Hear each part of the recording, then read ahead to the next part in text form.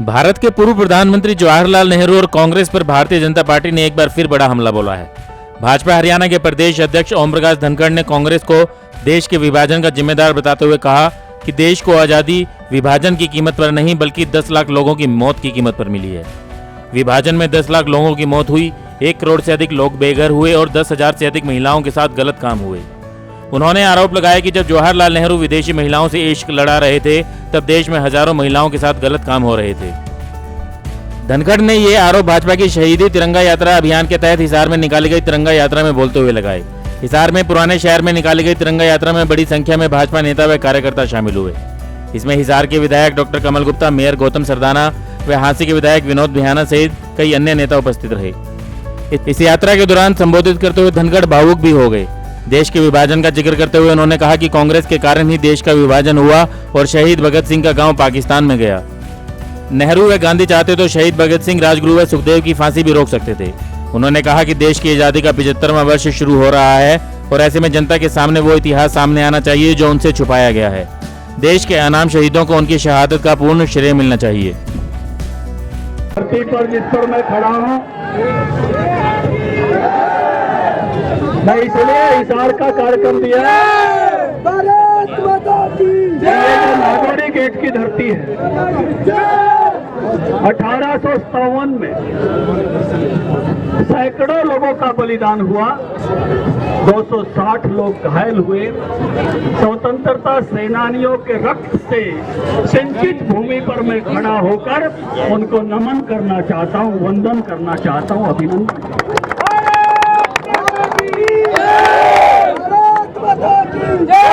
बहुत बड़ा योगदान इस भूमि का रहा है।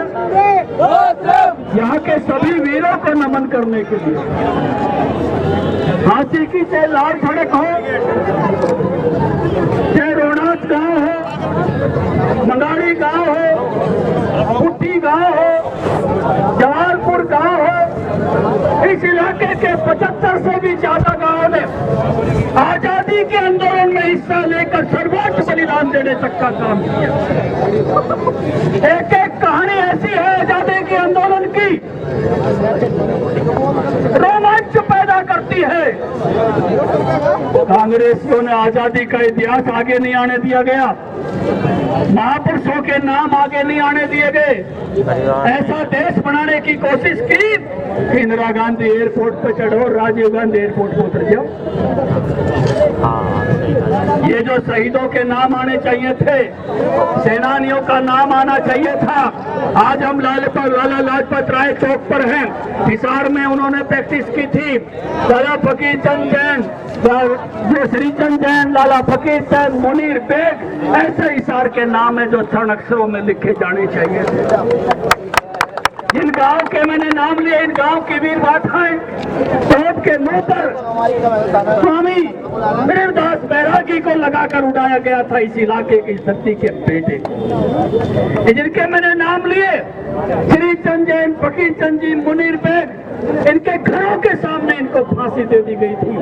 ऐसा बलिदानी जिला, ऐसी बलिदानी भूमि जिसका इतना जबरदस्त इतिहास है आजादी का। 1857 के प्रथम स्वतंत्रता समर का जब मेरे से पूछा गया मुझे कहाँ की यात्रा में शामिल होना है, मैंने वहाँ नमन करने के लिए जाना चाहता हूँ जहाँ मेरे इलाके में सबसे ज्यादा बलिदान देने वाले इस हिसार के लोग, उस आजादी की लड़ाई का हिस्सा बनने वाले लोग। आज आजादी के 75 साल में, आज 14 अगस्त है। 14 अगस्त तक भारत एक था।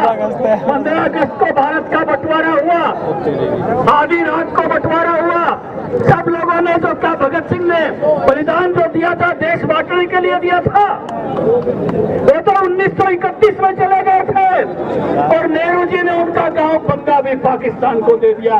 उनके चाचा सरदार अजीत सिंह जी, जिनको देश निकाला दिया हुआ था, आजादी से कुछ दिन पहले वो डलहौजी आए थे और जब उनको पता चला कि उनका गांव पाकिस्तान में जा रहा है, सरदार अजीत सिंह इस दुख को सहन नहीं कर पाए और 15 अगस्त 1947 को जब देश आजादी का पर्व मना रहा था, जिस आदमी की 3 पीढ़ियों ने आजादी की लड़ाई लड़ी थी, जिसका भाई स्वर्ण सिंह जेल में मर गया था, जिसके भतीजे भगत सिंह ने फांसी पर चढ़े थे, उस आदमी ने अपने प्राण त्याग दिए। क्या हम इस आजादी के लिए लड़े थे?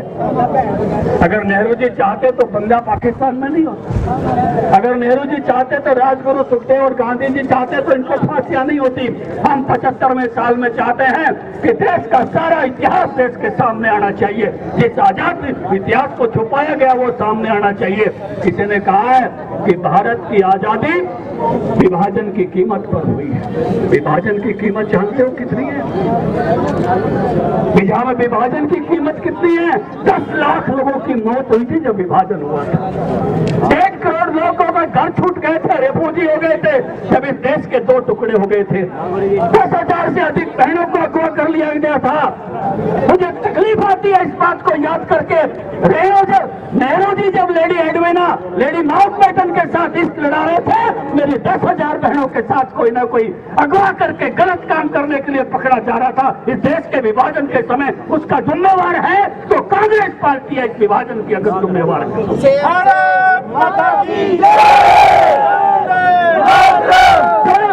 अपना इतिहास भूल जाते हैं, उनको फिर से उस इतिहास में से गुजरना पड़ता है। विभाजन के इतिहास को याद रखना, उस त्रासदी को याद रखना जिसमें 10 लाख लोग मरे थे, उसको याद रखना जिसके कारण से पाकिस्तान बना था।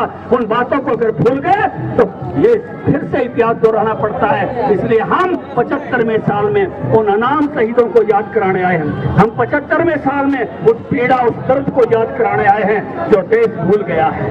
क्योंकि तीसरी पीढ़ी आ गई, 25 साल में पीढ़ी बदल जाती है। नई पीढ़ी को मालूम नहीं है क्या तकलीफ दे देती, कैसे बलिदान हुए थे राजगुरु सुखदेव के, कैसे नेताजी सुभाष चंद्र बोस की आजाद हिंद फौज लड़ी थी। मैं इसलिए हिसार में हूँ।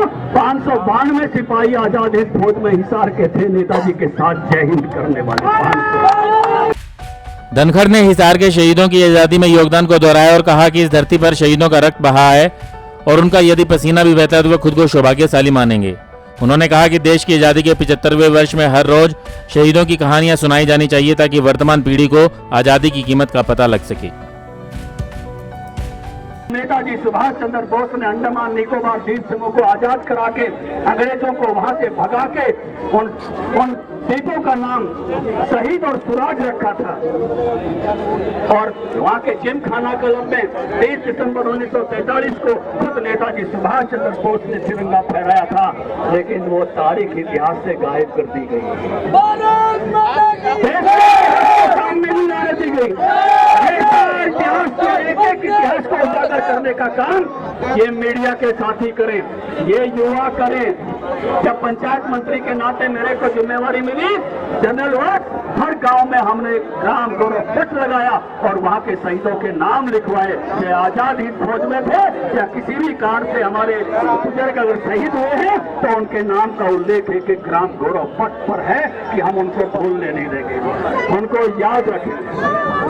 और ये यात्रा इन्हीं शहीदों को समर्पित है। ये यात्रा जिन्होंने विभाजन की त्रासदी सही उनको समर्पित है।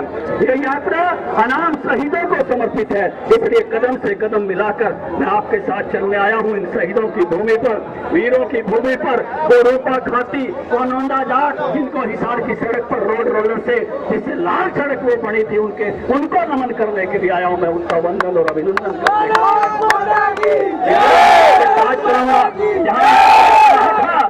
जहाँ इन वीरों का रक्त बहा था, हमारा पसीना भी गिरेगा तो हम कृतार्थ होंगे। उनका आशीर्वाद हमको मिलेगा कि कोई हमको याद करने निकला है, तिरंगा उठाकर निकला है, तिरंगे के जोश के साथ निकला है।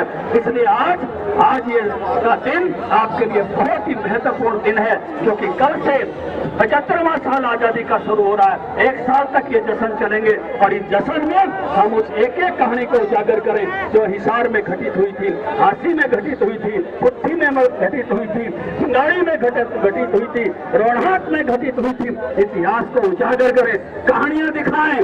छोटी छोटी राजनीतिक बात तो आप रोजाना दिखाते हो, ये सवाल वो सवाल रोजाना करते हो, लेकिन ये सवाल दिखाना कि किस तरह से सर्वोच्च बलिदान दिए गए, दिखाना लोगों को सामने लेकर यह आह्वान आपसे करने के लिए आया हूँ।